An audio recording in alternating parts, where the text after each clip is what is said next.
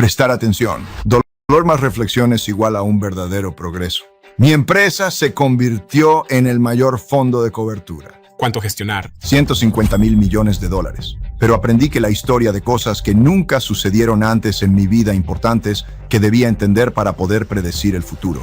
Y podemos entrar en eso si quieres. Por favor. Entonces, Ray Dalio, el legendario inversor multimillonario, descifró los ciclos de la historia para predecir crisis financieras, crear el fondo de cobertura más grande del mundo y ahora advertirnos sobre lo que nos espera. ¿Es usted optimista sobre el futuro del Reino Unido? no, ¿Qué pasa con Estados Unidos? no. ¿Por qué? Bueno, para apostar sobre lo que va a pasar. Soy una economía global. He aprendido que hay 5 fuerzas que crean un ciclo que se ha repetido a lo largo de la historia y que dura 80 años. La primera es la fuerza del dinero, que crea brechas de riqueza y de oportunidades. Conectada con la segunda fuerza, el conflicto interno, donde no se confía en el sistema. Guerras entre la izquierda y la derecha.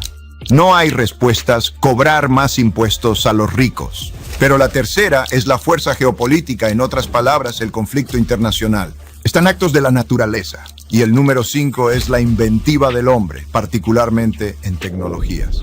Ahora la pregunta es, ¿quién gana la guerra tecnológica? El ganador determinará cómo funcionará el nuevo orden mundial. ¿Es algo de lo que preocuparse? No, la pregunta es cómo usted, como manipulador individual, ¿Cómo lo manejo yo como individuo? así que se trata de fortalecer tu situación financiera, ser flexible, la importancia de tener la mente abierta y cómo sacar más provecho de cada minuto, no de trabajar más duro. Y realmente les insto a que aprendan todo esto. Así que, antes que nada, Veo mensajes todo el tiempo en los comentarios de que algunos de ustedes no se dieron cuenta de que no estaban suscritos. Así que comprueba si eres suscriptor de este canal. Te lo agradecería. Es sencillo, es gratis y cualquiera que vea el programa puede hacerlo para ayudarnos a mantener en marcha. Así que revisa si ya estás suscrito y gracias porque eres parte de nuestra historia y estás en este viaje con nosotros. Así que sí, gracias. Rayo. Quisiera describirles quién está escuchando ahora mismo.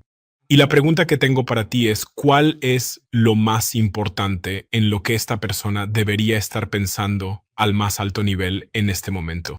Entonces, la persona que escucha es alguien que tiene la clara intención de mejorar su vida. Están realmente interesados en los negocios, potencialmente en iniciar su propio negocio. Les importa profundamente dónde invierten su valioso tiempo y energía, y también dónde establecen su hogar en términos de geografía. Aspiran a lograr algún objetivo significativo. Probablemente tienen entre 18 y 50 años, principalmente, y están muy interesados en entender lo que está sucediendo en un mundo que en este momento se siente increíblemente aterrador, acelerado e incierto. Esta es una pregunta muy difícil, pero si se la fuera a preguntar a alguien, tendría que ser a ti. ¿Cuál es una de las primeras cosas que deberían considerar en este momento para proteger su futuro, su familia, sus finanzas? no creo que sea una pregunta difícil. Creo que es muy claro. Tienen que entender cómo funciona el ciclo de la vida. ¿De acuerdo? ¿Tienen que entender cómo funciona? Justo estábamos hablando antes en el libro y estaba el arco del ciclo de la vida, ¿verdad? Y tienes que entender que estás en un viaje aventurero, ¿de acuerdo? Y tienes una cierta naturaleza intrínseca, esas cualidades esenciales que hacen que tengas tus preferencias personales y demás. Y luego vas tras las cosas que realmente te gustan y vas aprendiendo continuamente. Y eso va a tener sus altibajos y demás, y depende de cómo lo enfrentes. Así que preguntaste desde un nivel más alto, si yo estuviera mirando desde arriba, como ese ciclo de vida completo, ese arco de desarrollo, ¿cómo es ese viaje vital? ¿Cómo lo enfrentas? ¿Sabes cuáles son tus principios? ¿Cómo aprendes siquiera a enfrentarlo? Por eso estamos teniendo estas conversaciones, ¿verdad? Así que eso está claro. ¿Cuál es tu naturaleza? ¿Cómo es el viaje? ¿Cómo encuentras el camino que se adapta a tu naturaleza? Y luego seguirás ese camino, descubrirás y evolucionarás. ¿Cómo es eso? Eso es lo que necesitan saber. Dijiste, ¿cuál es tu naturaleza? Que ¿Qué naturaleza? las personas nacen con una naturaleza y además su entorno también crea su naturaleza diferente. ¿Sabes? Tenemos nuestras preferencias, nuestras inclinaciones. Pensamos de cierta manera. Tú elegiste ser emprendedor, ¿de acuerdo? Estás viviendo tu naturaleza, ¿sí? Esto no es para otra persona. Sabes, algunas personas tienen una naturaleza diferente, ¿de acuerdo? A ellos les gustaría tener la estabilidad de un trabajo, claridad y demás. Así que cuando tienes tu naturaleza, quieres conocerla y luego encontrar el camino que sea bueno para tu naturaleza. Luego está la cuestión táctica en particular. Entonces, si me preguntaras, ¿debería en el Reino Unido en Estados Unidos? Bueno, eso depende de muchas cosas, pero esa es una pregunta táctica. Si quiero ser emprendedor y una empresa de tecnología, ¿crees que debería en Reino Unido o Estados Unidos? Creo que estar en Estados Unidos. ¿Por qué? Estados Unidos tiene una cultura de emprendimiento e inventiva. Hay una cultura completamente diferente. Como en Europa, hablando en términos generales. Y en el Reino Unido hay una cultura de establecimiento, ¿verdad? Y aquí, en este contexto, puedes tener 25 años de edad, una mecha azul en el cabello y poseer el talento, pero si verdaderamente tienes el talento y la capacidad para lograrlo, puedes conseguir los recursos necesarios, puedes ser un emprendedor exitoso. Hay una cultura de eso. Eso significa que está ocurriendo más. Por eso incluso ves las diferencias en las economías. ¿Dónde está ocurriendo realmente la inventiva? Está ocurriendo aquí. Así que diría que si quieres ser emprendedor, este es un entorno especialmente propicio para hacerlo. ¿Cuál es tu perspectiva honesta sobre el Reino Unido en este momento? El Reino Unido tiene un problema financiero.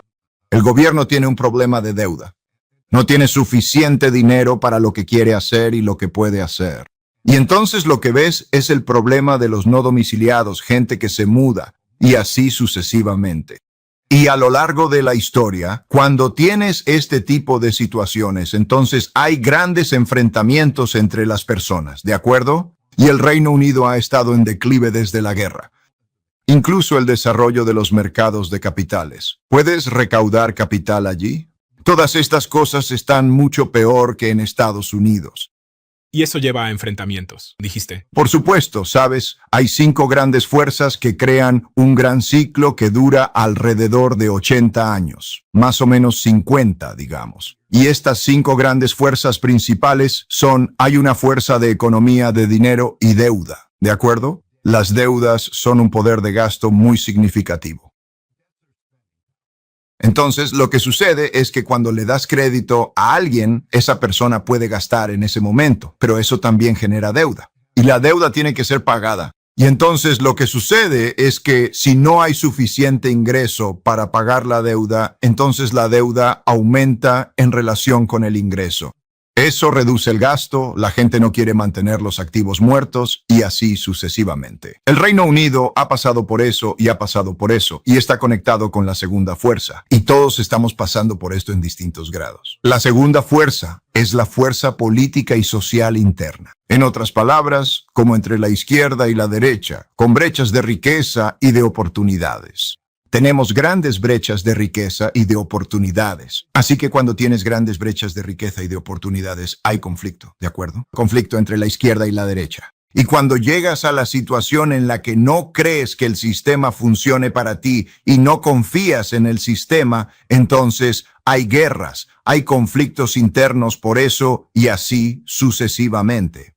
Así que la tercera fuerza es la fuerza geopolítica. En otras palabras, hay un ciclo que normalmente va de una gran guerra a otra gran guerra.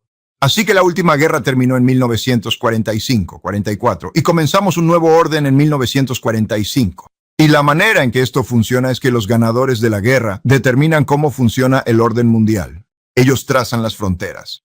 Ellos dicen, así es como va a funcionar. Y ese es el nuevo orden, ¿de acuerdo? Y eso continúa hasta que surge una potencia en ascenso que desafía a una potencia existente en el orden mundial, vigente, el cual normalmente ya está deteriorándose. Y entonces tienes un conflicto internacional, ¿de acuerdo? Estos órdenes, hay un orden monetario, todos se desmoronan.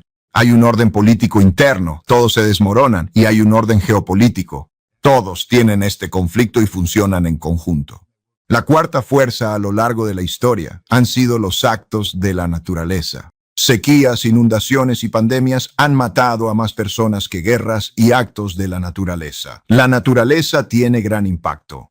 Y luego la quinta fuerza es la inventiva humana, especialmente en lo que respecta a nuevas tecnologías, ¿de acuerdo?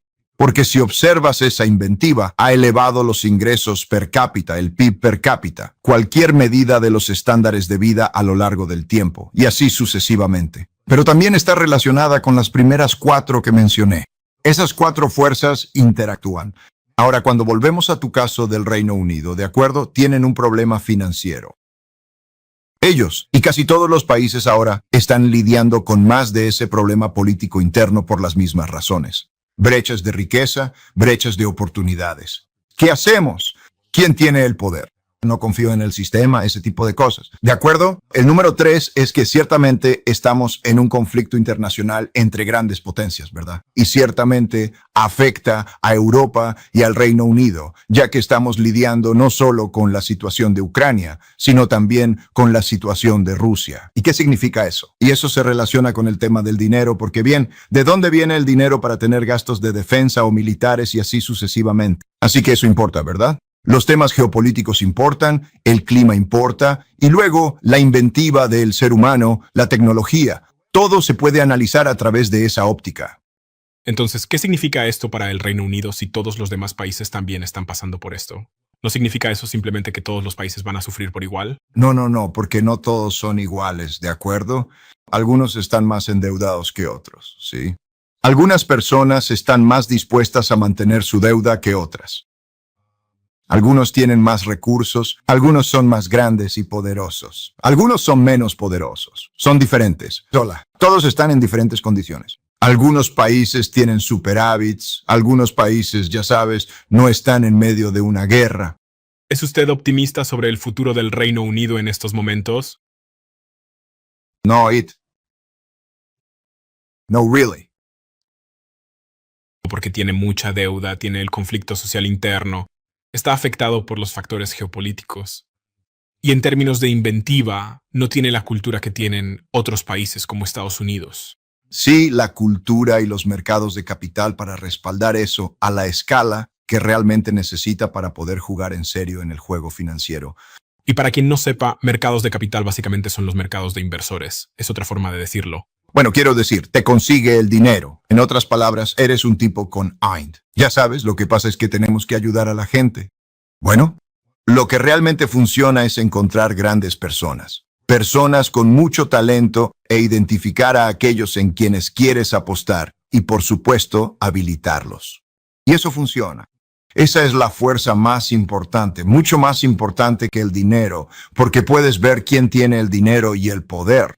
¿Y de dónde vinieron? ¿De dónde salió el video? ¿De dónde vienen todos ellos? Bueno, hay personas como tú, emprendedores en cierto sentido, que han sido habilitados porque tienen el talento y la gente quiere apostar por ustedes. Y ese es el mercado de capitales. Así que te dan dinero para ayudarte porque quieren apostar por ti y entonces suceden cosas buenas. ¿Pero eres optimista respecto a Estados Unidos en este momento?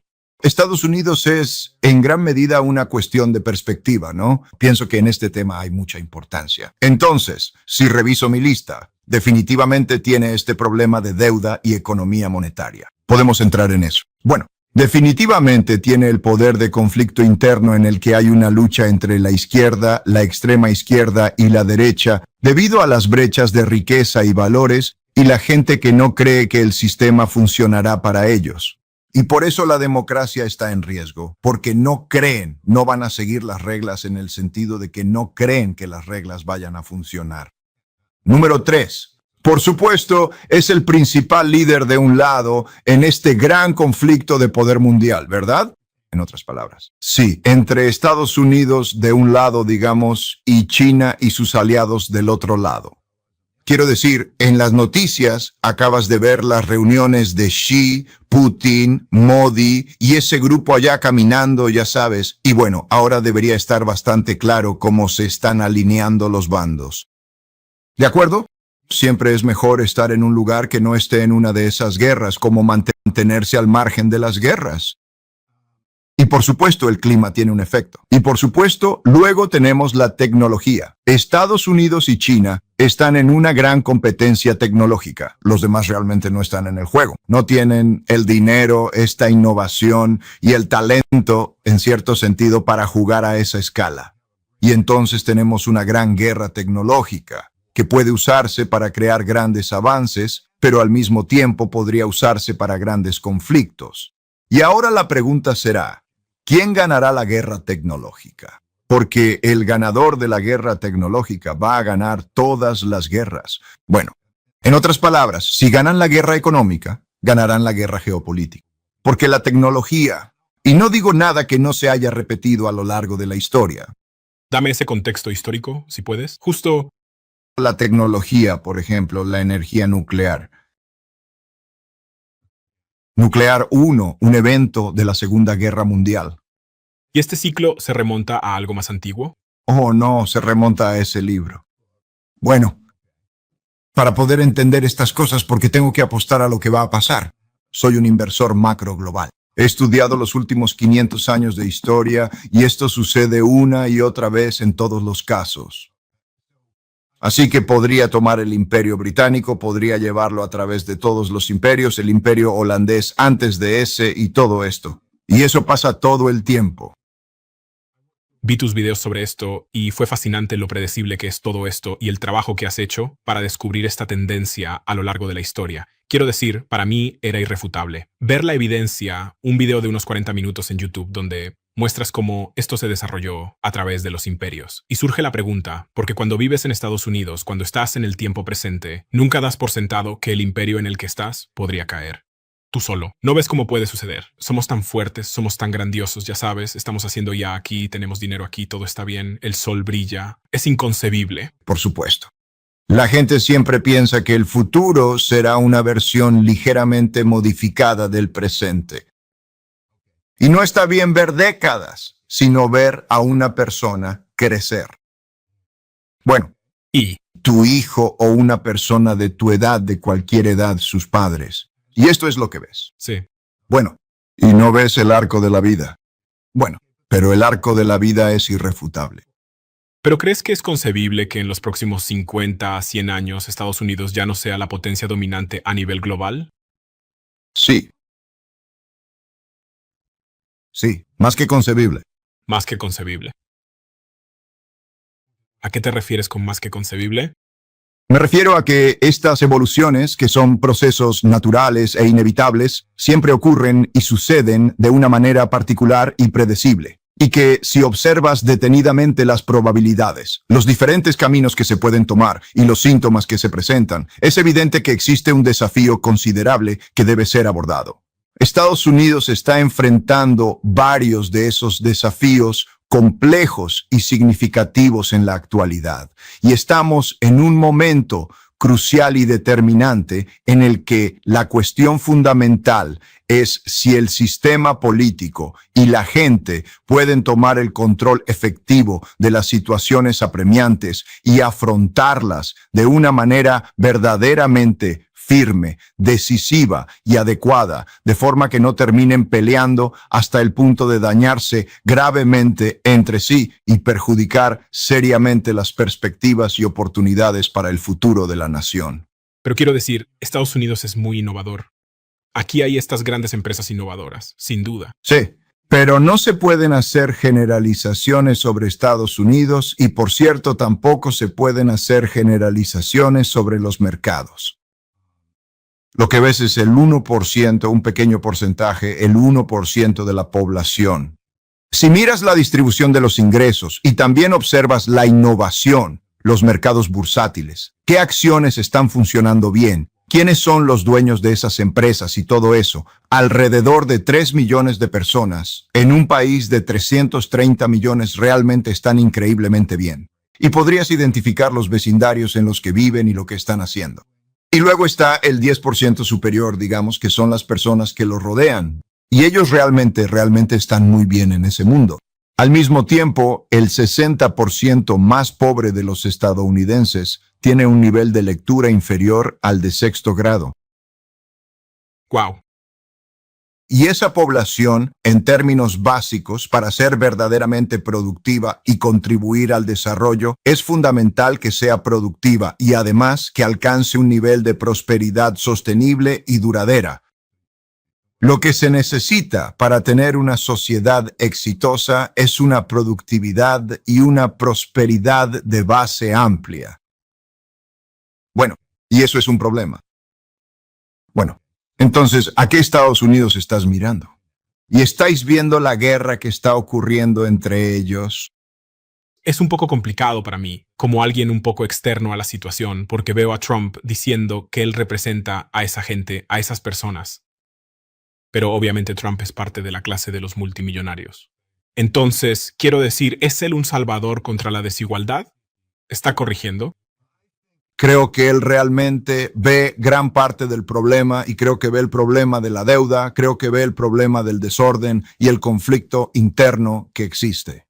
Y creo que él representa a los rojos, llamémoslo los estados rojos. Quiero decir, miras un mapa y hay rojo y azul y ves dónde están. Bueno, y él representa eso y están unidos detrás de él en términos de hacer algunas cosas. Bueno, entonces él representa, llamémoslo, el lado rojo, que no está ubicado donde el mapa muestra el rojo y luego está el azul. Y se ve a sí mismo como alguien que necesita tomar el control y hacer ciertas cosas.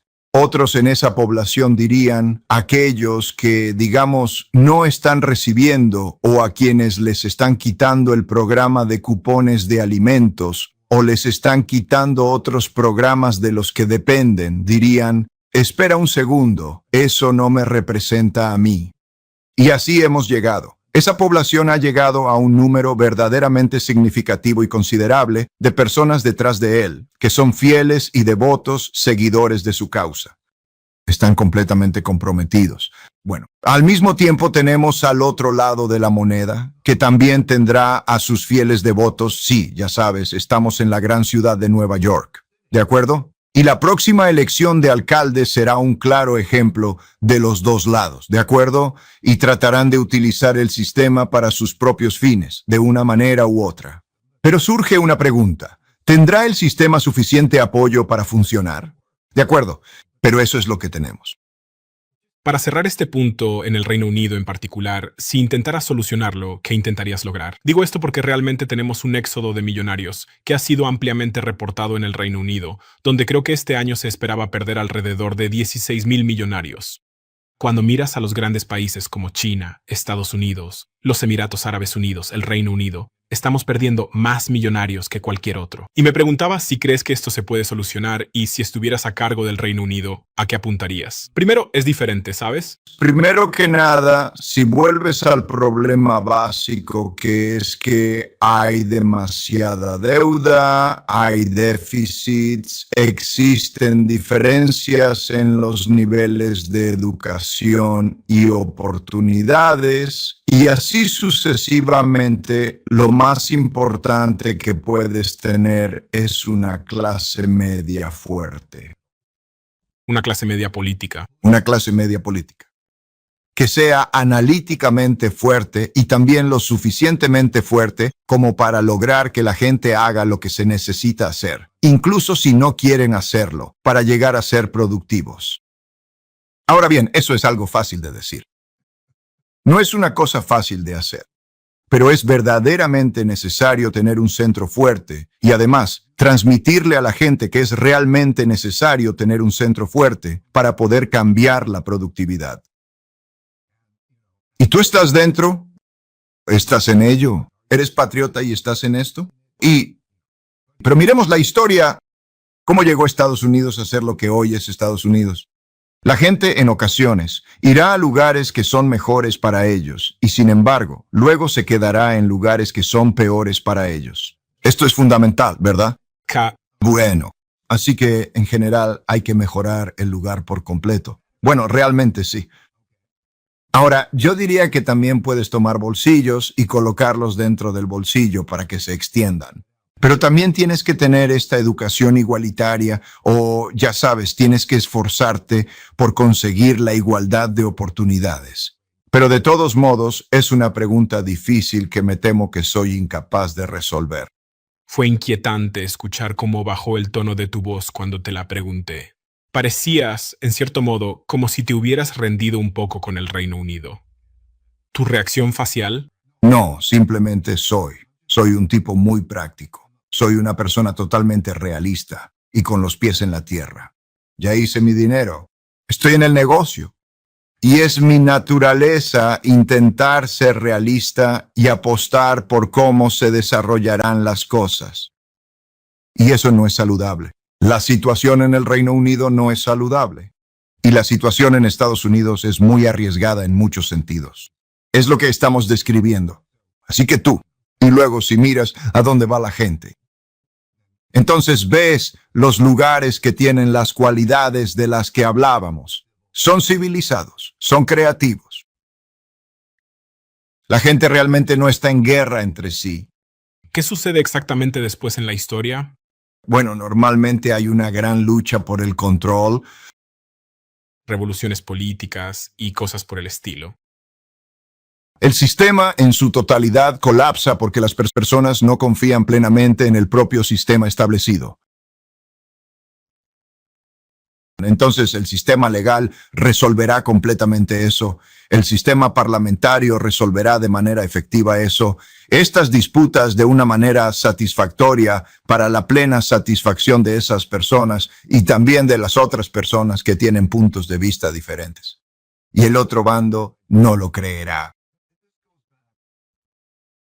Esto se remonta a la antigua Roma, se remonta al gran César, ya sabes, al Senado romano. Ya sabes, esto se remonta a la historia de la humanidad todo el tiempo. Bien, y en los años 30, 4 grandes democracias optaron por convertirse en autocracias.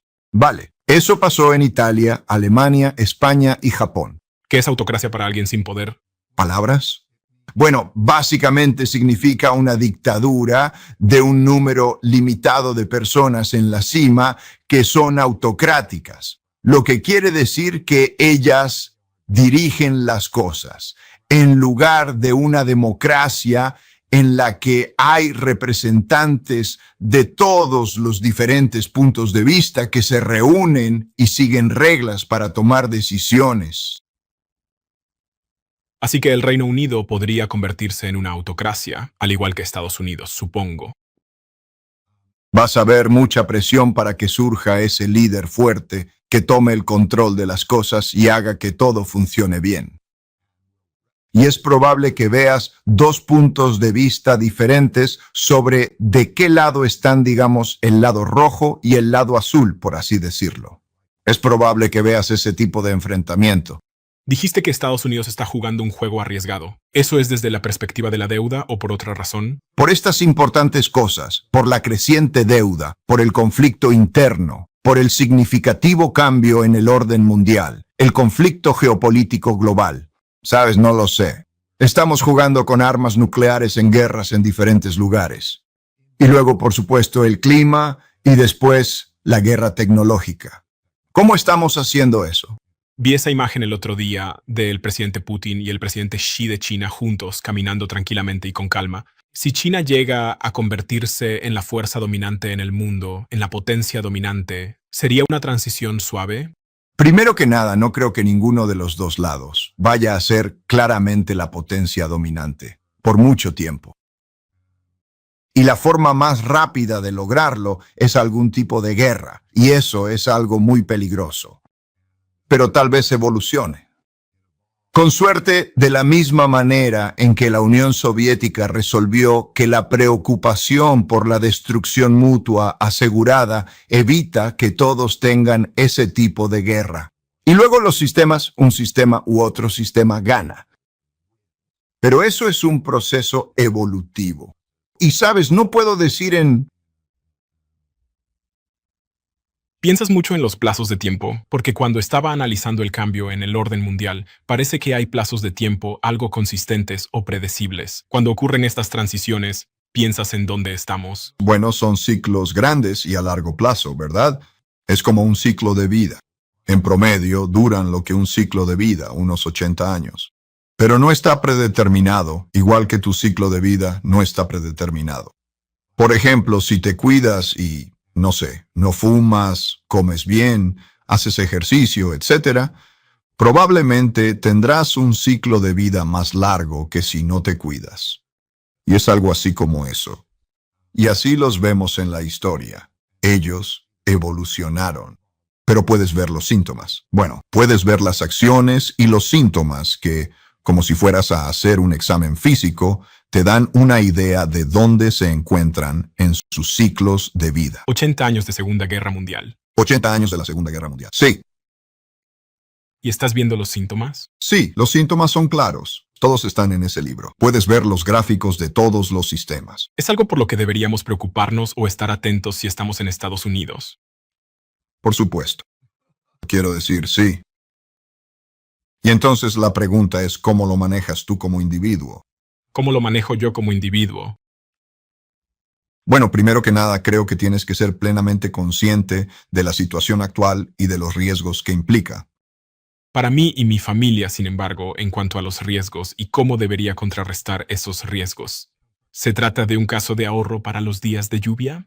Eso es parte de ello. Oye, Hay un dicho en Hong Kong, un dicho chino que dice, un conejo inteligente tiene 3 agujeros. Y lo que eso significa es, puedes ver, es el Reino Unido o los EE.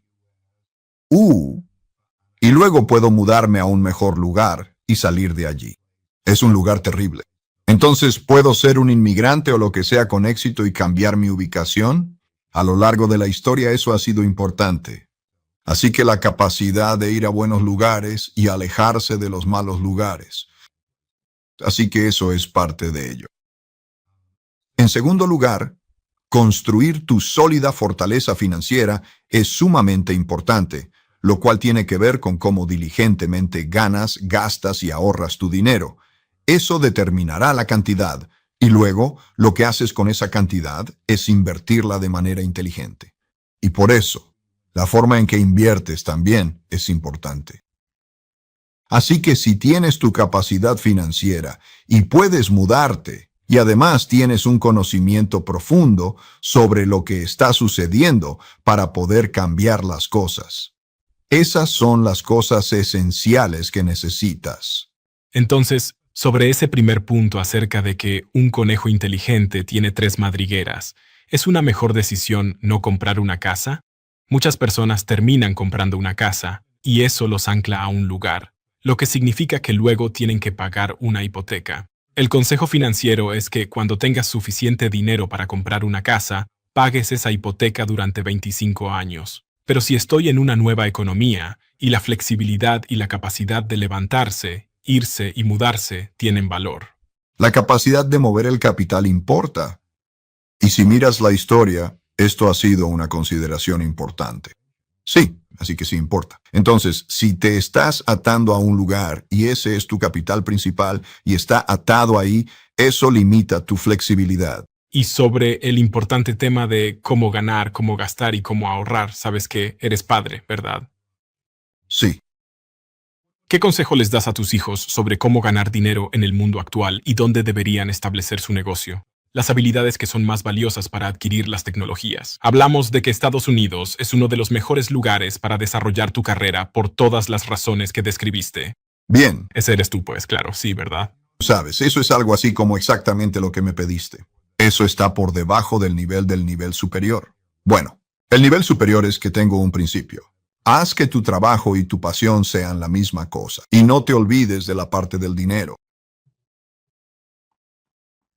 ¿De acuerdo? Si logras que tu trabajo y tu pasión sean lo mismo, de modo que realmente disfrutes tu trabajo, tendrás una vida placentera y satisfactoria, y probablemente serás mejor en tu carrera, lo que como resultado te permitirá avanzar y así sucesivamente. Así que tendrás una vida más feliz y probablemente una vida más exitosa.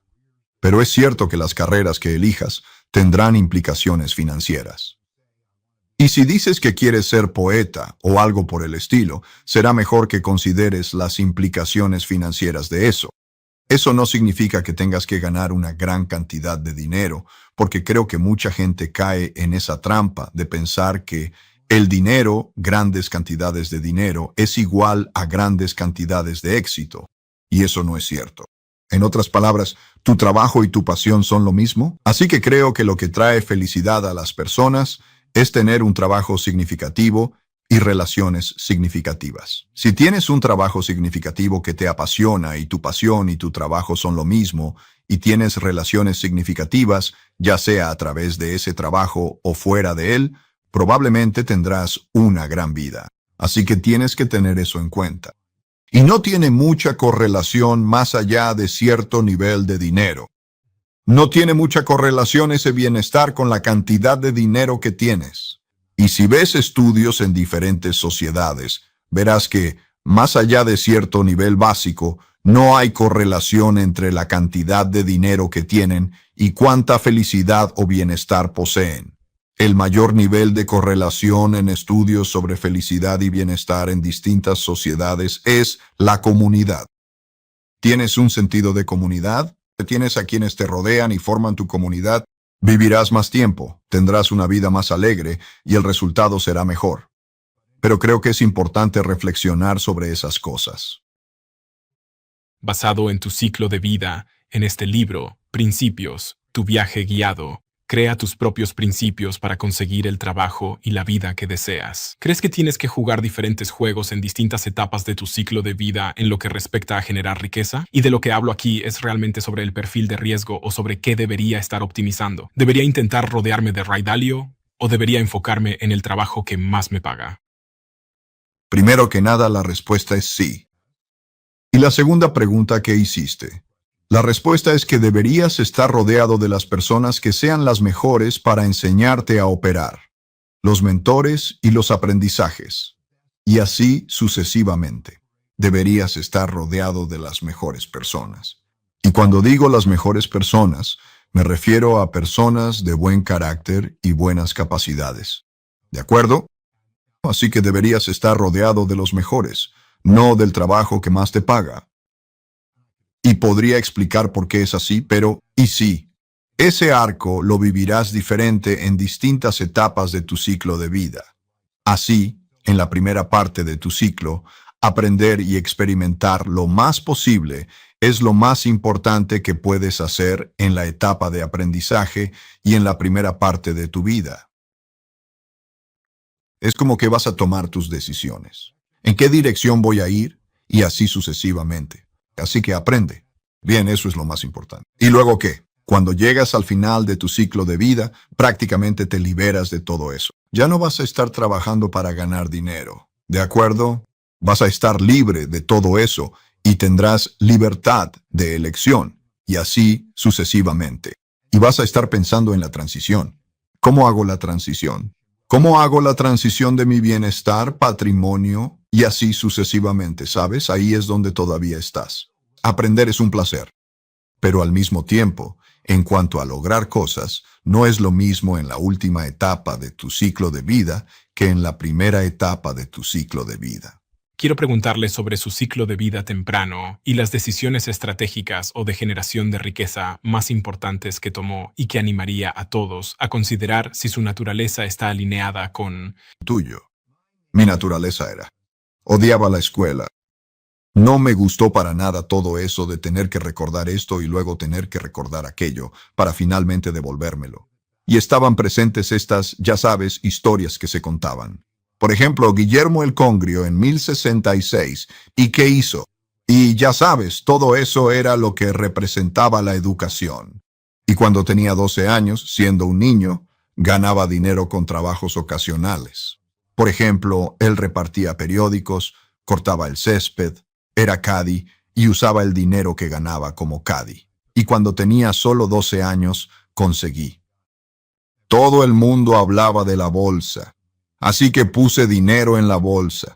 Por supuesto, no sabía lo que hacía, pero elegí la acción. Era la única acción de la que había oído hablar que se vendía por menos de $5 por acción. Y mi razonamiento era que podía comprar más acciones. Así que si subía, podía ganar más dinero. Bien, ese era un criterio estúpido. Pero era una empresa que estaba a punto de quebrar, y otra empresa la adquirió y su precio se triplicó. Y dije, me gusta este juego. Así que me quedé. Me enganché al juego. Todavía sigo enganchado al juego, ¿verdad? Así que me gustó. ¿De acuerdo? Eso me marcó. Así que apenas logré entrar a CWD. Post-college, y luego fui a la escuela de negocios de Harvard. Y eso me abrió los ojos al mundo de muchas maneras, por quienes estaban allí y cómo era y todo eso. Ya sabes, lo mejor y lo más brillante. Pero siempre seguí negociando en los mercados porque siempre jugaba el juego.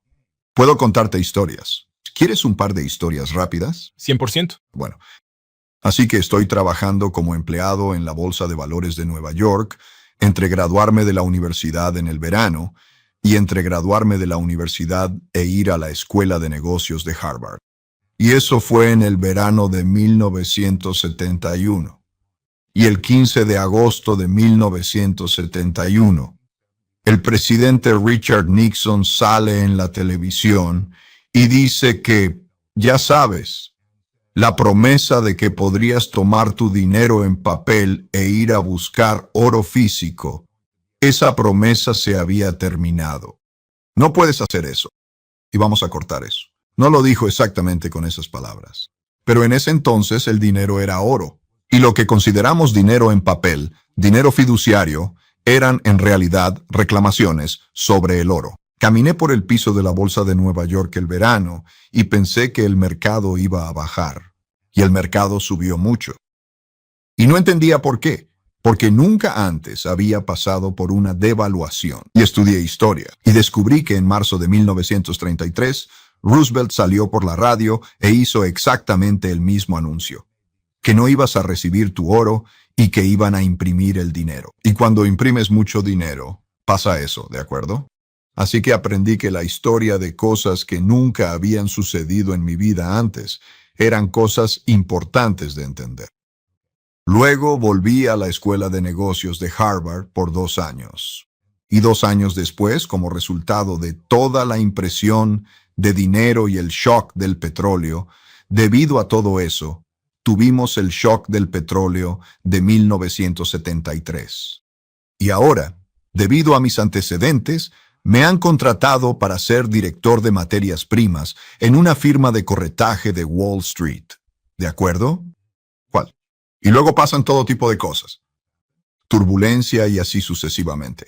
Esa empresa quebró. Fui a otra empresa. Y yo era bastante ruidoso. No era el típico buen empleado que sigue todo al pie de la letra, como se esperaría de un trabajador ejemplar. Así que me despidieron. Y eso fue en el año 1975, entonces. Pero a los clientes, en general, les caía muy bien por ciertas cosas, así que me pagaban por mis valiosos consejos. Y seguí operando en los mercados. Y fue entonces cuando fundé Bridgewater, ¿de acuerdo? Eso Fue en 1965. Acabo de pasar por Long Bridgewater 50 años después, ¿de acuerdo? Así que ahí hay un recorrido que tiene sus fracasos, sus éxitos y sus importantes aprendizajes. ¿Sabes? Tengo un principio. Dolor más reflexión es igual a progreso. ¿De acuerdo? Tus mejores aprendizajes vienen del dolor.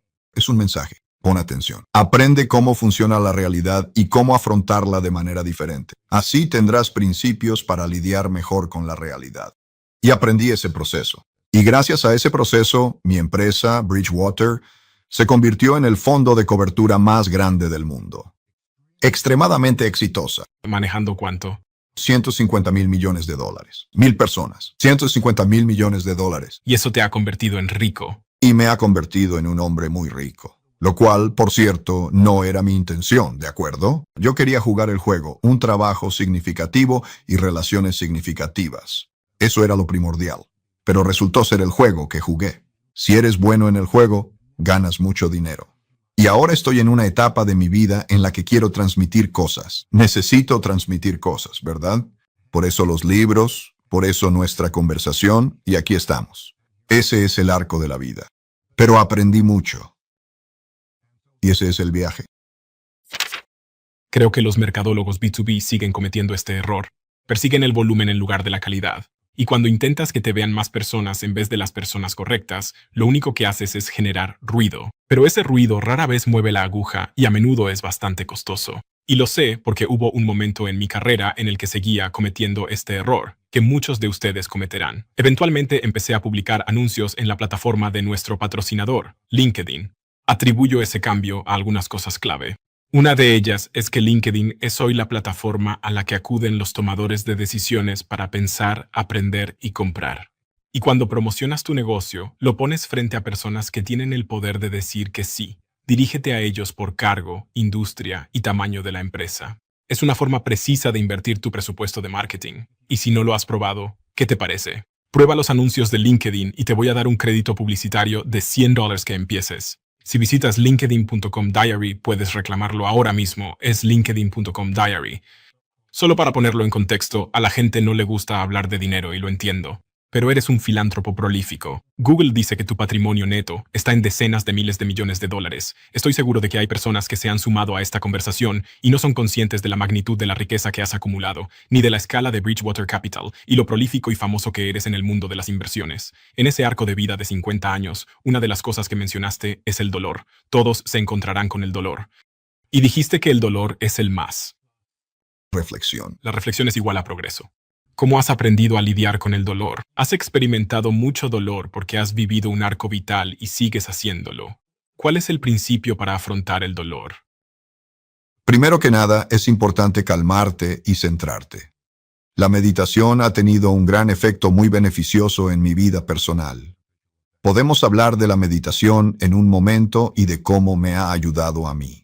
Pero la capacidad de, ya sabes, en cierto sentido calmarte y, cuando sea el momento adecuado, reflexionar sobre lo que ha sucedido, tanto para entender cómo funciona la realidad. Sabes, quieres ser un hiperrealista. Entiendo cómo funciona la realidad. Por lo tanto, necesito hacer esto bajo este conjunto de circunstancias, lo que significa desarrollar principios. Así que lo que hacía cuando me encontraba en esa situación, cada vez que pensaba, ¿qué debería hacer? Fuera doloroso o no, me detenía, reflexionaba sobre qué debería hacer si eso volviera a suceder. Y así es como escribía mis principios. Y lo que hice fue escribir muchos principios. Muchos principios, muchos principios. Si pasa esto, pasa aquello y lo que sea. Así que escribí estos principios y luego descubrí que, en la inversión, si podía computarizar esas reglas de decisión, podía hacer pruebas retrospectivas, ver cómo habrían funcionado y así sucesivamente. Así que construí sistemas de toma de decisiones, la computadora tomaba las decisiones, así que era IA antes de los LLM, pero era IA para tener criterios de toma de decisiones. Así que sería como si yo creara un juego de ajedrez por computadora que jugaría mientras yo juego mi partida mental de ajedrez, qué movimientos haríamos y todo completamente automatizado, y así sucesivamente.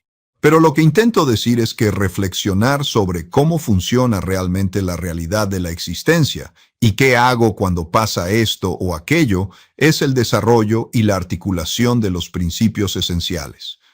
Y eso ha sido invaluable. Y también me hace ver las cosas de una manera completamente diferente, porque mucha gente, y si yo no hiciera esto, vería casi como una verdadera tormenta de cosas viniendo directamente hacia mí. En cambio, veo todo esto como otro de esos casos. Así que digamos, por ejemplo, que es una especie en particular.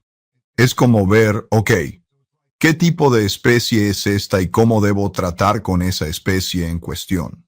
Así que es uno de esos. En lugar de que simplemente me lleguen un montón de cosas. Reconocimiento de patrones.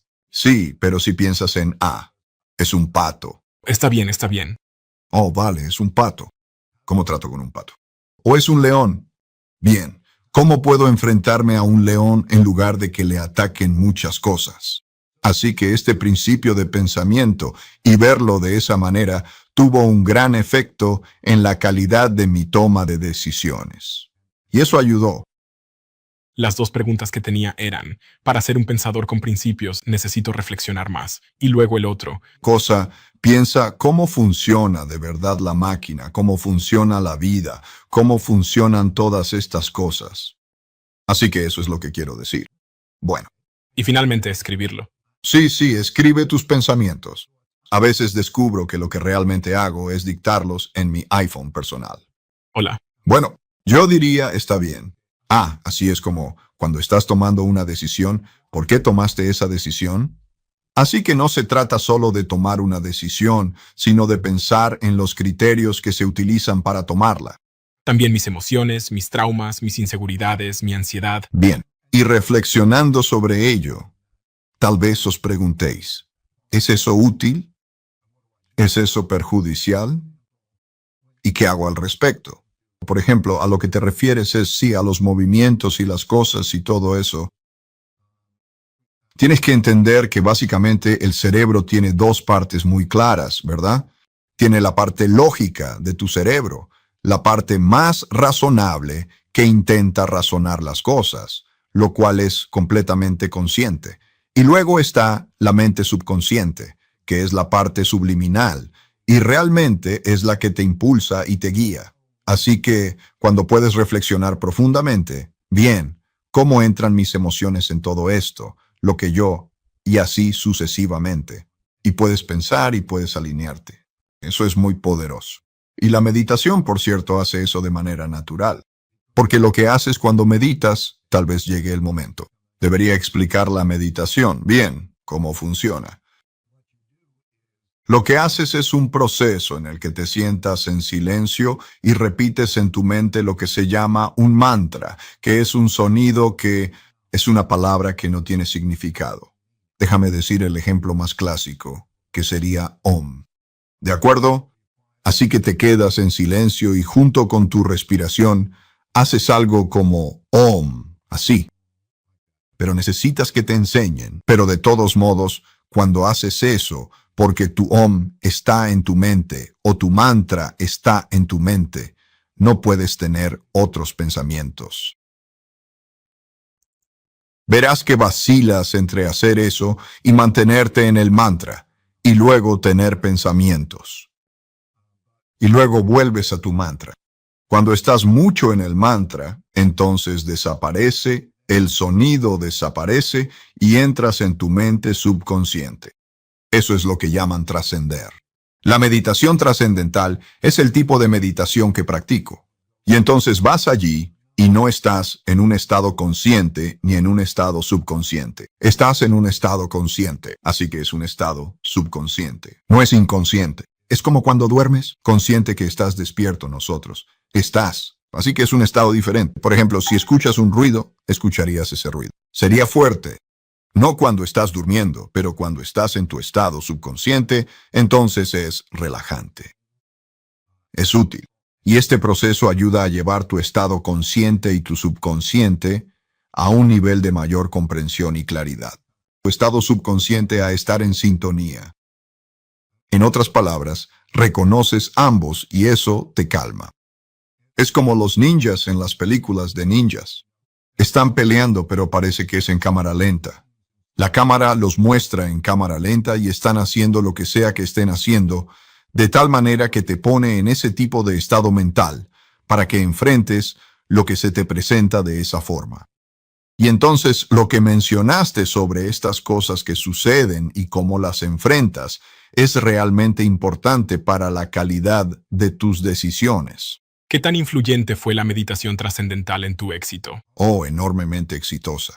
Enormemente significativo. Muy, muy significativo. En otras palabras, esa manera de ver las cosas. Y como, A menudo. Y por cierto, ahí, ya sabes, ahí está. Yo diría que hay una oración de serenidad.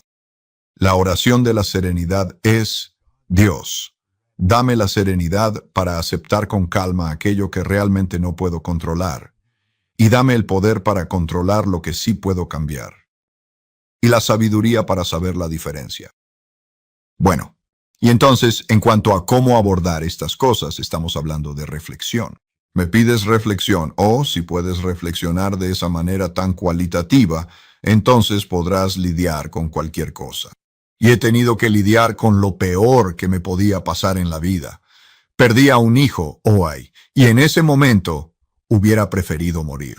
Habría preferido perderlo todo antes que perder a mi hijo. Así que es lo peor que puede pasar. Y luego ver lo que hizo, el daño y el perjuicio de la familia. Terrible. Bueno, luego el atravesar eso con profunda meditación, con una reflexión más detallada y demás, fue verdaderamente invaluable.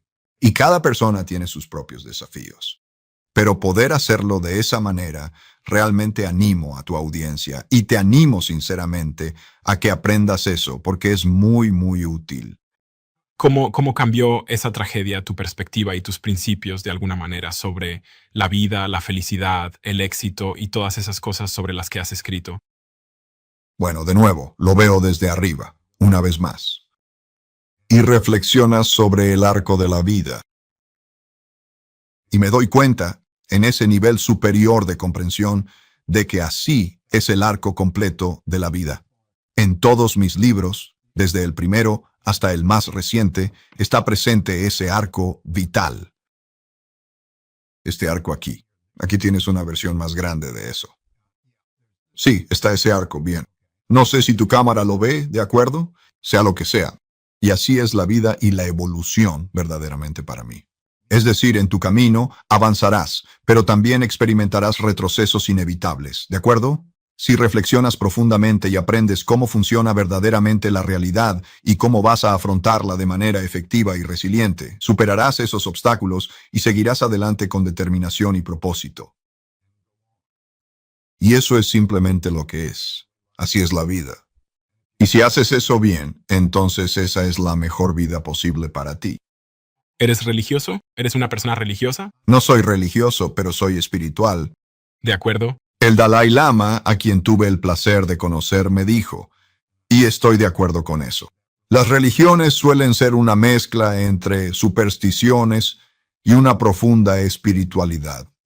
La mitad de eso es ese elemento que nadie conoce realmente.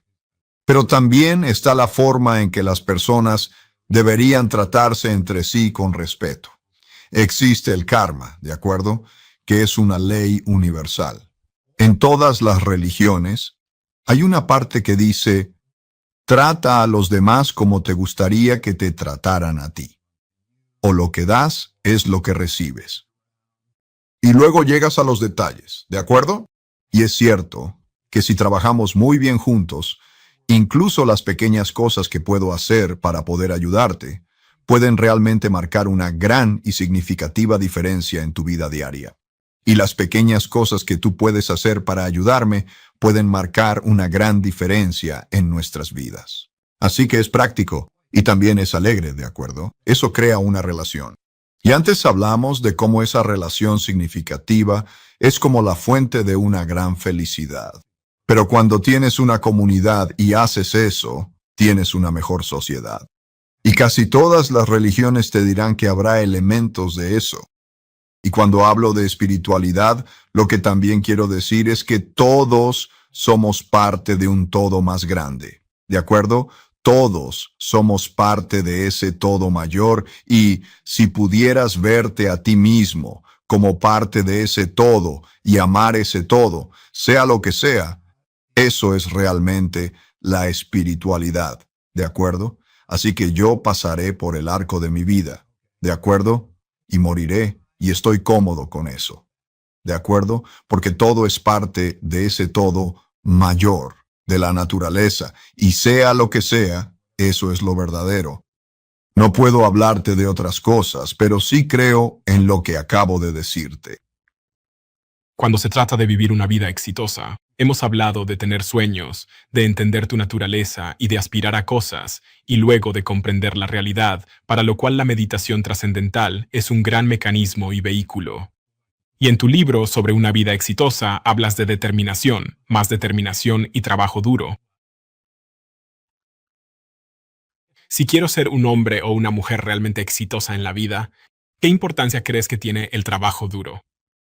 Bueno, te da poder. Es muy importante, ¿verdad? Algunas personas, ya sabes, No digo que quieran elegirlo, pero la ironía de las cosas es que hay consecuencias de primer orden y consecuencias de segundo orden. Esto es como una regla de vida, ¿de acuerdo? Y la mayoría de las veces, las consecuencias de primer orden, sean estas agradables o no, suelen tener una consecuencia de segundo orden que es completamente opuesta. Lo que quiero decir con esto es que, por ejemplo, acciones cotidianas como comer o hacer ejercicio pueden ilustrar perfectamente este principio de las consecuencias de segundo orden. Bueno, come los alimentos que te gustan. La consecuencia de segundo orden probablemente no será buena. No quiero hacer ejercicio por ahora. Las consecuencias de segundo orden no serán tan buenas. Bueno, trabajar duro, eso te da fuerza. ¿De dónde viene la fuerza? Quiero decir, la fuerza viene de trabajar duro. Así que trabajar duro te dará un gran poder y una fuerte influencia. El poder hará que las cosas sean más fáciles y mejores. Así son las cosas. Estoy siendo de mente abierta mientras haces algo. ¿De mente abierta? Sí, digo que es realmente importante ser de mente abierta y asertivo al mismo tiempo. Veo a personas que se aferran tan firmemente a sus propias opiniones, como esta es la mayor tragedia de la humanidad, la más profunda y lamentable tragedia de la humanidad, porque es algo que se puede arreglar tan fácilmente. Mantener una opinión fuerte que es incorrecta y que podrías haber mejorado significativamente si hubieras estado verdaderamente abierto y receptivo a aprender más. Si dijeras, quiero que me pongan a prueba, quiero que pongan a prueba mi forma de pensar y mis ideas. Quiero asegurarme de que estoy tomando la mejor decisión, así que aceptaré que me desafíen. Pero mucha gente ve ese desafío como una pelea. No es una pelea, si alguien tiene una opinión diferente. Eso debería despertar curiosidad. ¿Sabes? ¿Estoy equivocado yo o ellos? Hay un 50% de probabilidad, estoy equivocado. Así que debería despertar curiosidad y, a cambio, asegurarte de que estás viendo el panorama completo. Pero los instintos subconscientes, me voy a mantener firme y voy a pelear. Eso es un problema. Porque hay demasiado en juego para tanta gente. Es Subliminal. Simplemente se remonta a la mente pensando que el desafío intelectual es una especie de verdadera y auténtica pelea. Y es egocéntrico. Ya sabes, el ego. Debo tener la razón.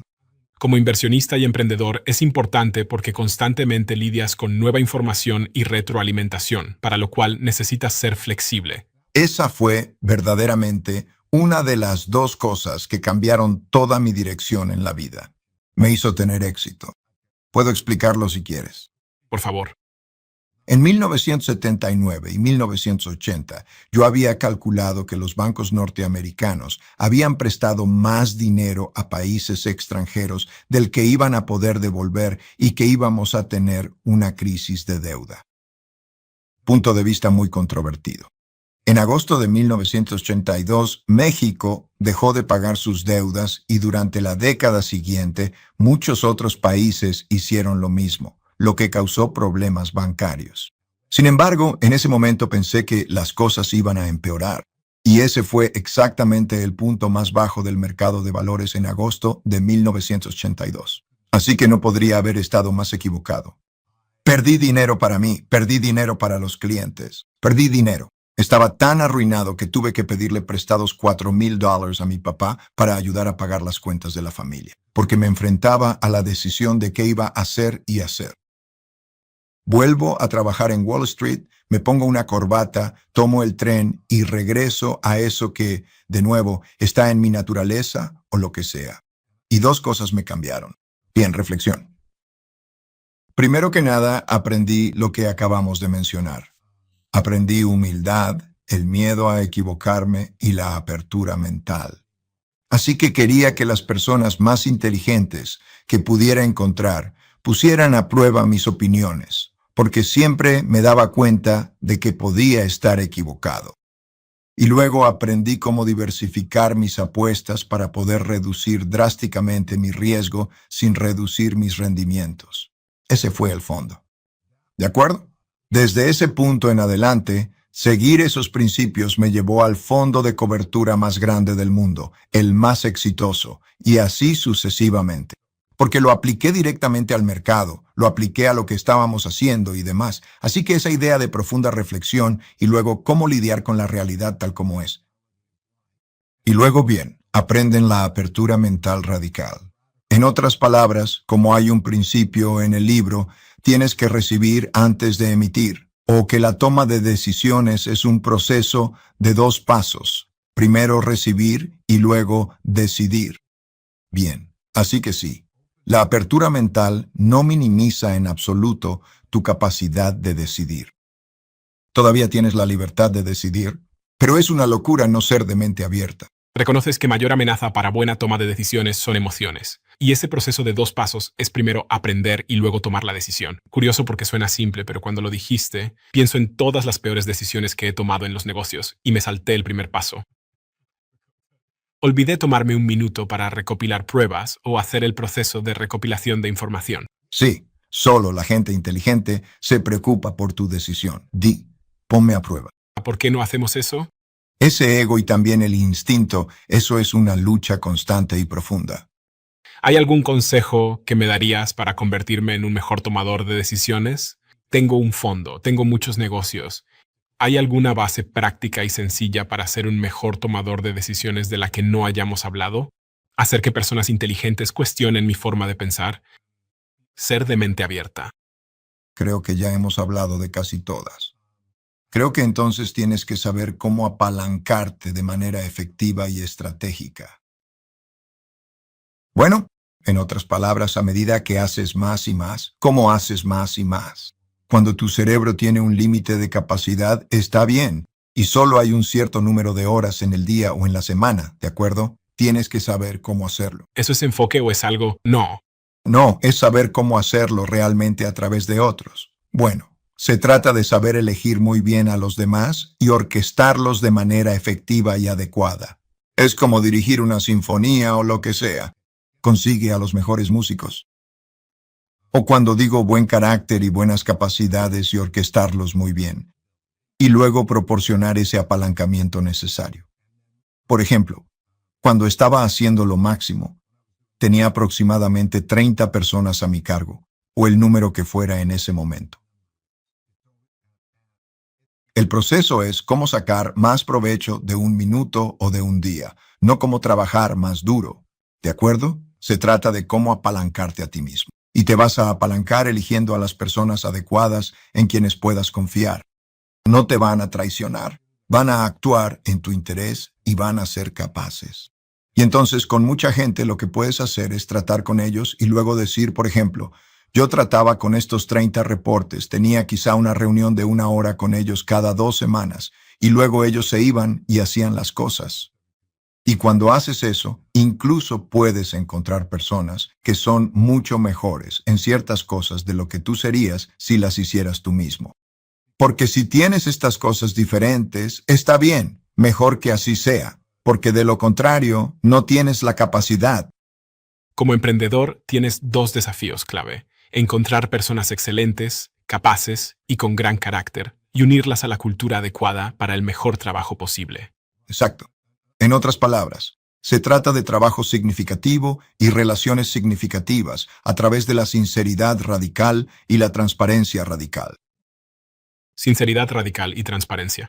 De acuerdo. Primero, si puedes tener un trabajo verdaderamente significativo y relaciones personales significativas, las personas estarán completamente en la misión contigo. Vaya, eso es fantástico.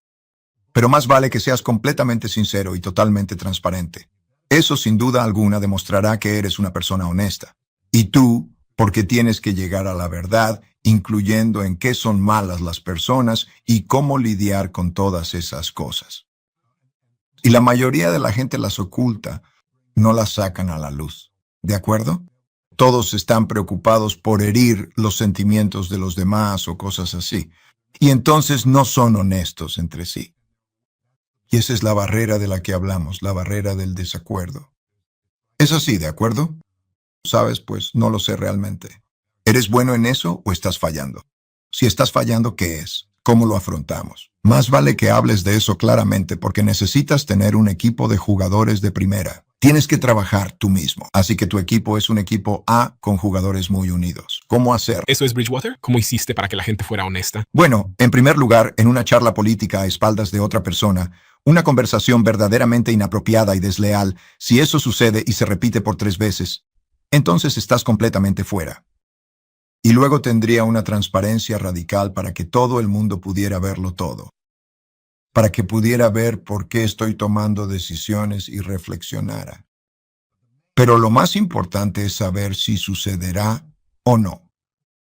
Bueno, y lo hice de una manera muy cómoda porque eso normalmente es bastante incómodo de hacer. Hablamos sobre el hecho de que hay un tú intelectual y un tú emocional subliminal. Hola, les hice entender como si tuviera un equipo de fútbol y demás, que esto va a ser mejor para el equipo. Será mejor para ti y tendrás tu evolución. Porque ¿qué quieres tener? ¿Deshonestidad? ¿Quieres que la gente piense una cosa de ti y en realidad digan algo completamente diferente? ¿Cómo va a funcionar eso? Así que hay un aspecto intelectual. Bien, lo creemos. Y también, al tener relaciones significativas, quiero decir, no las fuerzo. Creo una cultura de relaciones significativas para que se conozcan desde hace mucho tiempo. Van a las fiestas de los demás o bien van a las de los otros, en efecto. Allí se celebran funerales y baby showers. Hay estas cosas, y no es culpa de absolutamente nadie. He creado diversos clubes. Dije que cualquier club que desees crear que tenga más de 20 personas, lo que sea, hasta $500 por persona, y yo pagaré la mitad de los costos. Así que no me importa si es jugar softball o jugar ajedrez o lo que sea, si estás disfrutando de la compañía del otro o quieres ir a juegos de pelota o algo así. No me importa lo que sea. Yo pago la mitad hasta ese monto, hasta $100. Nadie tiene obligaciones ni nada por el estilo. Pero si tengo ese tipo de relación significativa en la que pueden hablar honestamente entre ustedes, he encontrado eso muy útil. Y tú has construido, de manera famosa, una meritocracia de ideas, que entiendo significa que la mejor idea termina ganando en la empresa, en lugar de que gane tu idea por ser la persona más poderosa del negocio. ¿Verdad? Quiero decir, ¿qué es lo que quiero? Quiero que la mejor idea gane. Esto suena simple, pero de nuevo, no es así como funcionan las empresas. Una de las cosas que siempre me ha fascinado es que cuando las empresas crecen y tienen más capacidad intelectual, es decir, si simplemente sumaras cuántos cerebros tienen, a veces se vuelven menos innovadoras y parece que el CEO... Bueno, porque se vuelven realmente mucho más burocráticas y además más fragmentadas. Sí, De acuerdo. He comprobado que es cierto. Y es un hecho bien establecido que si reúnes a un grupo de personas que supera cierto tamaño, que es de 75 a 100 personas, ya no se conocen entre sí. De acuerdo. Empiezan a volverse diferentes, y entonces se pierden esas relaciones, pierdes mucho y así sucesivamente. Lo descubrí porque en la temporada navideña de cada año, lo que hacía era escribirle notas a todos, notas muy largas en sus tarjetas, y elegía un regalo navideño individualizado y muy especial para cada uno de ellos. Y cuando llegué a las 67 personas, recuerdo el año en que eso me quebró la espalda. Quiero decir, simplemente no podía hacerlo. De acuerdo. Y me di cuenta de que en ese momento estaba entrando en otro marco, uno completamente diferente. De acuerdo. Y así es una realidad organizacional que puedes mantener ese grupo. Y luego lo que tienes que hacer es que tienes esas diferentes áreas y tienes que crear cohesión entre esas diferentes cohesiones, una misión común. ¿Y cómo haces eso entre ellas? Así que, por ejemplo, cuando teníamos nuestra fiesta navideña, antes solía ser que todos iban y tenías una fiesta navideña y todos juntos. Lo que descubrí es que teníamos una gran arena a la que íbamos y yo tenía ambos. Yo diría, vale, ese departamento está en esa zona y lo que sea, y luego salen y se mezclan todos y así sucesivamente. Entonces, hay una cuestión organizacional que debes tener en cuenta en términos de cultura y gestión de eso. es como los pueblos de una ciudad. Sigues construyendo las aldeas y luego... Buen ejemplo. Sí. Interesante. Bueno, sí. Nuestra empresa de medios se encuentra exactamente en ese punto ahora. Se trata de unas 90 personas. Bien, ahí lo tienes. Así que, cuando dijiste de 75 a 100, pensé, interesante. Estaba pensando en las cosas que debería estar haciendo para contrarrestar esos efectos adversos de la fragmentación o el deterioro de las relaciones. Pero supongo que ya lo has descrito. Interesante. Y tengo que decir que una de las cosas que he encontrado más... Tengo 33 años. Acabo de cumplir 33 la semana pasada. Es una locura lo frecuente que la gente diga que contratar es lo más importante y, sin embargo, cuando ves en qué están invirtiendo su tiempo los emprendedores, en el producto, el marketing, y tal vez dediquen 1 o 2 horas a encontrar personas excepcionales, a menudo delegan esa tarea en otra persona. El equipo de reclutamiento, Cuando piensas en tu carrera, ¿qué tan importante fue encontrar personas realmente excepcionales? Por supuesto. Bueno, lo sistematicé. Primero que nada, creo que cualquier cosa que yo haga o que uno haga se puede sistematizar. Así que pensaba, ¿cuáles son las personalidades? ¿Cuáles son los antecedentes de las personas que estoy contratando? ¿Cuáles son las opciones? ¿Cómo lo especifico? Y lo logré también manteniendo muchísimos datos importantes sobre las personas. Hay una charla TED que di que explica detalladamente cómo, por ejemplo, todos van por ahí y operan de cierta manera con los datos que poseen. Así que sé cómo son las personas. Si sabes cómo son las personas, sabes qué puedes esperar de ellas.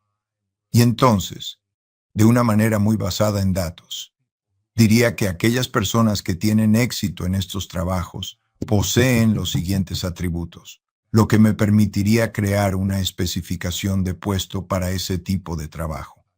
Así que sabía que en ese tipo de trabajo habría ese tipo de persona. Estoy buscando lo que funciona. Ellos funcionan bien, según los datos. Y entonces, eso sería mi especificación de puesto. Así que teníamos los sistemas y luego teníamos algunas personas responsables de hacer eso. Porque tienes razón, toma tiempo. ¿Cómo puedo entrevistar a todas esas personas? Y así sucesivamente. Pero ¿en quién puedes confiar? Y así es como estás operando. Y luego, el proceso de evaluación no termina cuando los contratas. Bien, el proceso de evaluación continúa desde ese momento y sigues aprendiendo más sobre cómo son. Y haces ese mismo proceso y aún te preguntas, ¿los habría contratado todavía? Y si no los hubiera contratado en primer lugar, entonces no deberían estar ahí. Así que tengo un proceso y personas en el proceso. Las personas cambian después de cierto punto. Entonces, si has contratado a alguien y 6 o 12 meses no ha cambiado, ¿vale la pena darle otro año? ¿Vale la pena una evaluación? Descubrí que para mí, la gran pregunta, en realidad había dos grandes preguntas. Pero la principal es, ¿cómo te adaptas a mi cultura? Y eso tomaría alrededor de 18 meses para averiguarlo. ¿Puedes hablar con honestidad? ¿Podemos tener desacuerdos constructivos? ¿Te gusta este proceso evolutivo en el que te desafían y todo ese tipo de cosas? Esa cultura. Eso tomaría unos 18 meses. Y luego, hablando en términos generales, conocer a las personas, sus fortalezas y debilidades, tomaría entre 18 meses y 2 años, quizá algo por el estilo. Y entonces, ya sabes, prácticamente puedes decidir. Pero siempre estando abierto día tras día para que nadie se sorprenda de que siempre estás hablando de las cosas. Ya sabes, cómo va todo. Asegúrate de guardar lo que estoy a punto de decir solo para ti. Estoy invitando a 10.000 de ustedes a adentrarse aún más en el diario de un CEO. Bienvenidos a mi círculo interno. Esta es una nueva comunidad privada que estoy lanzando al mundo. Tenemos tantas cosas increíbles que suceden y que nunca se te muestran. Tenemos los resúmenes que están en mi iPad cuando estoy grabando la conversación. Tenemos clips que nunca hemos publicado. Tenemos conversaciones detrás de cámaras con los invitados y también episodios que nunca jamás hemos publicado y mucho más. En el círculo tendrás acceso directo a mí. Puedes decirnos en qué quieres se convierta este programa, a quién quieres entrevistemos y conversaciones te gustaría tuviéramos. Pero recuerda, por ahora solo estamos invitando a las primeras 10.000 personas que se unan antes de que cerremos. Si quieres unirte a nuestra comunidad privada y cerrada, dirígete al enlace en la descripción o entra a doaxcircle.com. Es un momento realmente interesante para liderar un negocio. Nuevas habilidades se inventan y las que no existían hace meses ahora son esenciales. Nuestro equipo en Flight Story prospera manteniéndose a la vanguardia de la tecnología emergente y la innovación. Así que para esas habilidades del futuro, como la codificación de vibras, el desarrollo de agentes de IA, la optimización de motores generativos, todas esas cosas técnicas de las que hemos hablado antes, vamos a Fiverr, el sitio donde ese talento enfocado en el futuro aparece antes de que el mundo se dé cuenta. Sus freelancers son confiables, de alto rendimiento y altamente verificados. Y los encontrarás en más de 750 categorías. Fiverr no es solo para trabajos rápidos. Utilizamos más su talento en proyectos complejos y de largo plazo, que requieren un experto, y puedes descubrir el talento de mañana en fiverr.com. Diario de Slash. Y para obtener un 10% de descuento en tu primer pedido, utiliza el código DIARY. La IA es una especie de extraterrestre que parece haber entrado en la habitación y va a cambiar casi todas las industrias. Excelente. Sí. No puedo saber si eres sarcástica. No. Realmente, si estás trabajando con él, controlándolo, si es un muy buen socio para poder obtener mucha influencia, es realmente fantástico, de verdad. Max, como dije, en casi todo lo que hice teníamos los criterios, teníamos lo sistematizado. ¿Harías eso? ¿No harías eso? ¿Cómo funciona la realidad? ¿Cuáles son los principios? Entonces es un apalancamiento fantástico. Como describí, ya sabes, yo haría el modelo de toma de decisiones, como el juego de ajedrez por computadora que lo haría. Bueno, ahora esos recursos son realmente mucho mejores que nunca. Así que te da un apalancamiento enorme. ¿Qué hay de tener un centro fuerte? Hablamos sobre tener un centro económico y político fuerte. Centro político. Sí, sí, ¿Va a impulsar la desigualdad? sí. Como todo, esto va a ser así. De esta manera, en este sentido, en este contexto. Tiene cosas buenas y cosas malas. Y estábamos hablando, digamos, primero sobre gestionar y hacer eso. Creo que al gestionar y saber qué le gusta a la gente y cómo son todos, va a ser muy, muy valioso, en su mayoría muy valioso en términos de cambio. Habrá un número bastante limitado de ganadores y un montón de perdedores, y creo que esto va a crear una polaridad mucho mayor y más pronunciada en la sociedad. Lo cual, como estamos viendo claramente a través del sistema, de las formas en que hablamos, ya sabes, ese 1 al 10% superior se beneficia muchísimo. Y entonces eso será un factor de división. Hay que plantearse la pregunta, con la robótica acelerando a la velocidad de la luz, con Optimus y Tesla y todo lo que están haciendo, y todas estas otras empresas, robots humanoides, y luego con la inteligencia artificial recibiendo billones de dólares de inversión y acelerando, estamos en este momento en un auge increíble. Al combinar estas dos cosas podremos tener un robot humanoide que pueda navegar por espacios humanos, pero que también sea más inteligente que yo. Abogados, contables, mucha gente en la profesión médica. ¿Por qué los necesitaríamos si tuviéramos un robot humanoide que es más inteligente que todos nosotros y tiene un doctorado? En todo. Bueno, no necesitaremos muchos de esos trabajos, por las razones que mencionas. Bueno, y entonces la pregunta es, ¿qué hace nuestra sociedad? ¿Y qué crees que hacemos en un mundo así? Creo que peleamos por lo que hacemos, desafortunadamente. Pero, como digo, no creo que hayamos escapado de un mundo donde la gran mayoría de la gente tenga una sociedad verdaderamente sana. La mayoría de la gente tiene que ser productiva y también próspera. Pienso que la gente necesita estar ahora mismo allí, sin ninguna duda, y que debe haber una política de redistribución de la riqueza. No creo que esto sea simplemente una política de redistribución del dinero, porque la inutilidad y el dinero pueden no ser una buena combinación. Así que pienso que eso es lo que hay que resolver. Y la pregunta es si estamos demasiado fragmentados para entenderlo y llegar a un acuerdo al respecto. Y estoy preocupado por eso. Tiempos interesantes. ¿Existe algún precedente histórico de esto, en su opinión? ¿Existe algún precedente histórico de la convergencia de IA y robótica? Bueno, a través de evolución hemos pasado de un periodo de tiempo que se llamó la Edad Oscura o la Era Agrícola, en la que básicamente había tierra, es agrícola y demás, y la gente era tratada, eran esencialmente como bueyes, la mayoría de la gente. Y luego estaban los terratenientes, que eran los nobles, y luego estaba la realeza, que eran las familias que controlaban la mayoría de las cosas, y así sucesivamente. Y luego, en la historia de la humanidad, con la invención de la imprenta, surgió un conocimiento mucho más amplio y una inteligencia verdaderamente más profunda. Y vemos una evolución significativa en la que empiezan a surgir nuevas eras y nuevas formas de pensar. Y el poder cambia de manera fundamental. Y no te voy a contar toda la historia, pero empiezas a ver que los individuos pueden ser lo suficientemente inteligentes como para ganar dinero. Así que comienza la era de la exploración y las revoluciones industriales, en las que las máquinas reemplazaron a las personas. Y es casi como si primero los hubieran reemplazado físicamente. En otras palabras, no eran como bueyes, haciendo la cosa. Entonces consigues un tractor o algo así. Y es casi como si fuera desde el cuerpo hacia arriba en términos de la mente.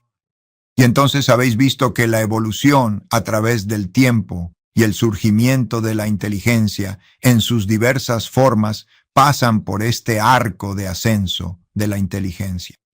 Y ahora ves que la inteligencia importa más que cualquier cosa. Bueno, importa más que el dinero. Importa más que cualquier cosa, porque la inteligencia atraerá a las personas, a aquellos con dinero, para invertir en el desarrollo de eso. Y así hemos visto que este arco a lo largo de la historia se desarrolla de esa manera, ¿verdad?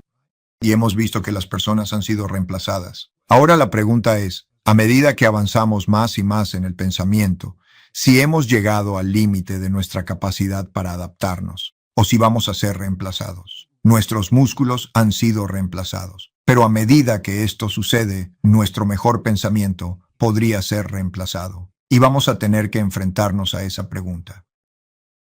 ¿Eres optimista? Estoy entusiasmado.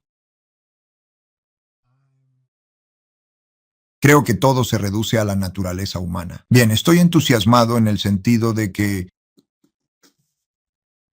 avanza rápido, sácale el máximo provecho, súbete a ello. Sabes, estoy emocionado. También he observado la evolución de las especies. Casi todas las especies han aparecido y desaparecido por ciertas razones. Y una de las razones por las que han aparecido y desaparecido es porque casi siempre sus fortalezas no son, en todos los aspectos, grandes fortalezas. Puedes usar estas cosas, la inteligencia, en tu propio perjuicio. Y yo creo que las cosas que estas nuevas tecnologías y demás nos traen consigo, aunque son muy importantes, como por ejemplo aumentar la esperanza de vida y todo eso, son realmente beneficiosas. No es tan importante como la naturaleza humana. Así que, si retrocedieras en el tiempo y estuvieras en diferentes sociedades, ¿tendrías sociedades más felices? ¿Es mayor el bienestar? Bueno. Así que puedes remontarte 50 años atrás y decir que el bienestar era mayor hace 50 años. No en todos los sentidos. No en muchos sentidos las tecnologías. Las consecuencias de eso son mucho mejores, pero es posible que hayas tenido una vida mejor. Y es naturaleza humana cómo las personas tratan entre sí. Así que creo que la verdadera pregunta es, ¿puede la gente superar esto? Y esto nos lleva de nuevo a la cuestión de la espiritualidad. ¿Puede la gente entonces elevarse por encima de esto para pensar en el bien colectivo y pensar, ya sabes, colectivamente, cómo hacemos lo mejor? Y también el karma, es decir, la comprensión de que si te ayudo de maneras que para mí pueden ser tan simples, pero que pueden marcar una gran diferencia en tu vida, y tú haces lo mismo, y tenemos relaciones en las que ambos ganamos, todo irá bien. Pero si no hacemos eso, me preocupa la naturaleza humana y me preocupa este proceso. Especialmente cuando hay tensiones geopolíticas y... Es por la naturaleza humana. He tenido muchas conversaciones en el podcast sobre la IA y simplemente no logro llegar a una conclusión firme sobre esto, porque cuando observo la naturaleza humana, como dices, veo avaricia, veo hambre de poder, estatus. Sí, algunos problemas. Simplemente acepta que no podrás tener confianza en una predicción futura. Siempre será una incógnita. Sigue adelante usando eso para ti mismo de la mejor manera que funcione. Eso es lo que estoy haciendo. Tenemos una tradición para cerrar el podcast, donde el último invitado deja una pregunta para el siguiente, sin saber para quién la está dejando. ¿Conoces a esta persona? Porque te he visto con ella.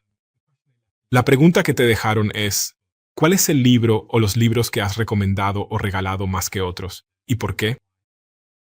No puedes decir tu propio libro. Correcto. Hay 3 libros. Hay un libro muy interesante sobre la evolución, escrito por Richard Dawkins, Un río salido del Edén, creo que se llama así, si no me equivoco. Luego, un libro de Will y Ariel Durant, que quizás sean los más grandes historiadores de la historia, y se llama Lecciones de la Historia. Es un libro muy corto, creo que tiene 104 páginas. Ellos escribieron una enorme cantidad sobre unos 5.000 años de historia y demás, y de alguna manera condensaron sus lecciones de la historia. Y luego, El héroe de las mil caras de Joseph Campbell. ¿Es realmente el héroe de las mil caras? Sí, ese es, El héroe de las mil caras. ¿Y por qué el libro de Dawkins? ¿Por qué mencionaste ese? Él entiende la evolución. Todo está evolucionando. Bien, todas las especies. El hombre es una de 10.000 especies. Quiero decir, y todas están estructuradas de manera similar. Hay una estructura, ya sabes, como dos ojos. Un cerebro que tiene una estructura y las mismas partes del cerebro. Está el cerebro, el cerebelo, la corteza prefrontal. Existe esta estructura que te hace pensar de manera diferente y así sucesivamente. Hay evolución, todo es evolución. Así que no se limita solo a la evolución humana o a cómo son los humanos. Es la fuerza de la evolución. El hombre es solo. La humanidad tiene solo unos 200.000 años. En la historia, eso es corto, ¿de acuerdo? Y las especies y todas las especies evolucionan, ¿de acuerdo? Y es muy interesante. Así que eso es, ya sabes, de eso tratan sus libros. Y ya sabes, creo que son muy buenos. ¿Y el viaje del héroe de Joseph Campbell? Se trata de la naturaleza humana y la evolución de la vida y el viaje vital del que estamos hablando. Lo que me parece tan interesante, Ray, es cómo recurres a principios de otros ámbitos, ya sea de la naturaleza o la biología, como mencionabas, para vincularlo con tu trabajo, en los negocios y las inversiones y todo lo demás, y la vida y la felicidad. Y realmente me dice algo sobre ser más ecléctico y tener una curiosidad más amplia para poder tener éxito en mi propio relato. Sí, veo, no sé, ¿es eso para mí quizás una mentalidad demasiado especializada? Pero el mundo está interrelacionado con todas estas cosas. Si quieres entender cómo funciona la realidad, no puedes decir voy a ser solo un especialista. Quiero decir, todas estas cosas se afectan entre sí. Muchas gracias por escribir estos libros. Son icónicos. Y los videos de YouTube que explican estos libros también son icónicos. No sé quién tienes en tu equipo, que hace las animaciones y lo une todo. Pero no solo el contenido es tan importante porque son principios, así que perduran en el tiempo, sino que además son increíblemente accesibles para todas las personas de todas las edades. Y si la gente no ha leído este libro, me sorprendería. Pero todos estos libros son fantásticos. Este libro, Principios, de Ray Dalio, que voy a enlazar todos abajo para quien quiera leerlos. Les sugiero que lean todos. Serán formativos en su vida, incluso si no están interesados en negocios e inversiones, porque como dice el libro, son principios, y la economía nos afecta a todos de maneras que quizás no entendamos. Todos tratando de tener éxito o ser felices nuestra manera, y eso entrelazado en todos estos libros. Gracias, escribas libros. Bueno, y gracias porque sí, estoy en una etapa, es una relación simbiótica, no estaríamos aquí. Bien, quiero transmitir estas cosas y lo estamos haciendo juntos. He descubierto, y me alegra, que estas cosas han marcado una gran diferencia en la vida de las personas. La gente me dice, gracias por la diferencia que has hecho. Y en esta etapa de mi vida es lo que quiero hacer. Eso es quedarse corto. Ha tenido un impacto profundo. Todas las personas que conozco, mis mejores amigos, han tomado algo de tu trabajo, lo que los ha llevado a ser más felices. Cuando les dije a mis amigos que te iba a entrevistar, estoy entrevistando a 16 personas en Nueva York el próximo mes. Cuando les conté a mis amigos que iba a entrevistar, todos me pidieron que transmitiera un mensaje de agradecimiento, porque hay algo en uno de estos libros que les ha ayudado. Y todos son jóvenes que están en esa primera etapa de su vida, Debe. Hay algo en todos estos libros que los ha acercado más a su éxito y a su felicidad. Así que gracias de mi parte porque has tenido un impacto profundo en mí. Gracias por darme esa alegría de saberlo. Gracias. De verdad lo digo en serio.